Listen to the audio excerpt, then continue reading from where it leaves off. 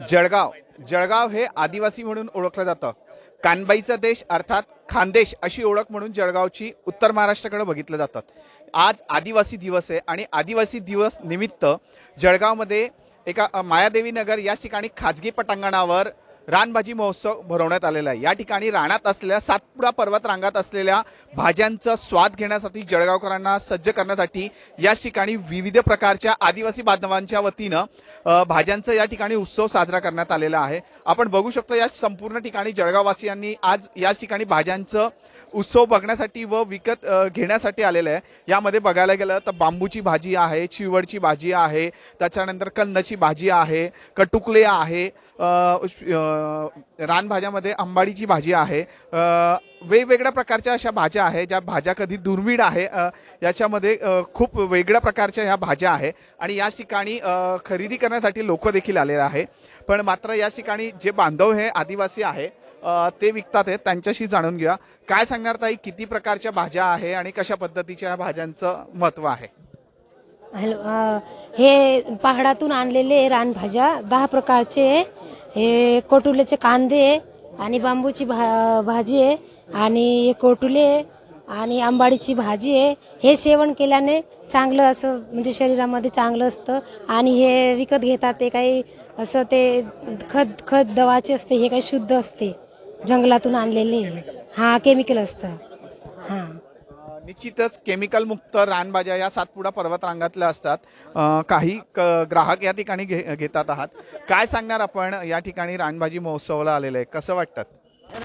रानभाजीला सध्या खूप महत्त्व आहे आणि मुलांना ते आपण पटवून द्यायला पाहिजे। ॲक्च्युली आम्ही सेंद्रिय भाजी म्हणून आम्ही टेरेस गार्डन सुद्धा बनवलेलं आहे आणि त्यातनंच बरेच भाज्या आम्ही घरच्या घरी खात असतो सलादमध्ये वगैरे।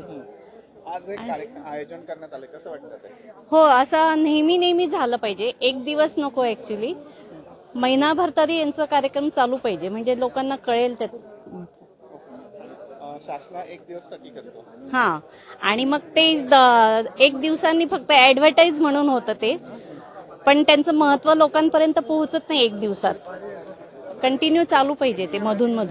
काय सांगणार आपण? दादा, आज तर एवढा उत्साह वाटतोय मला, कारण मला पूर्ण माझं लहानपण आठवतंय।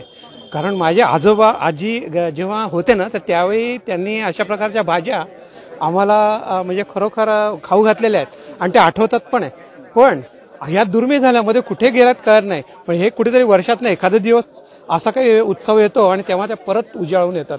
आता हे बांबूचा कोंब हा कधीच म्हणजे हा तेव्हा खाल्लेला, नंतर आज मला आठवतो की हा आहे आणि अतिशय सुंदर भाजी, याची चव लागते आणि खरोखर पौष्टिक पण आहे। यानंतर आंबाडीची भाजी जी आहे तर ही तर आपल्याकडे सांस्कृतिक महत्त्व याला, पण बाजारात कुठेही आंबाडीची भाजी दिसत नाही। पण हे असं एका दिवसांपुरता नको, मला असं वाटतं की आज मुलांसोबत ह्या शाळेतल्या मुलांनी इथे येऊन या भाज्यांची ओळख करून घेतली पाहिजे, जेणेकरून हा संस्कार जो आहे हा पुढच्या पिढीपर्यंत जाऊ शकेल। आदिवासी को है रे अमुके, आदिवासी को है, आदिवासी को है रे अमुके, आदिवासी को है, आमो बैडा मारण्या रे आमो आदिवासी, आमो बैडा मारण्या रे आमो आदिवासी। निश्चितच आदिवासी संस्कृती ही जी आहे ही पारंपरिक व जुन्या काळातली आहे। आजही आदिवासी लोकांनी ही संस्कृती आपल्या आवाजाने व आपल्या गाण्यांनी जपून टाकलेली आहे। तर दुसरीकडून त्यांच्या रानभाज्या ज्या आजकालच्या युथ पिढी आहे पिझ्झा बर्गर किंवा वेस्टर्न लाईफ जगण्याची करतात, पण मात्र ह्या आदिवासी संस्कृती टिकलेली आहे आणि त्या माध्यमातून त्यांनी त्यांची खाणी व राहणीमान देखील जपलेली आहे। खरंच हाच खूप मोठा संदेश ह्या आदिवासी बांधवांचा आज आदिवासी दिनानिमित्त युथ पिढीला दिला जातो आहे। वाल्मिक जोशी, झी मीडिया, जळगाव।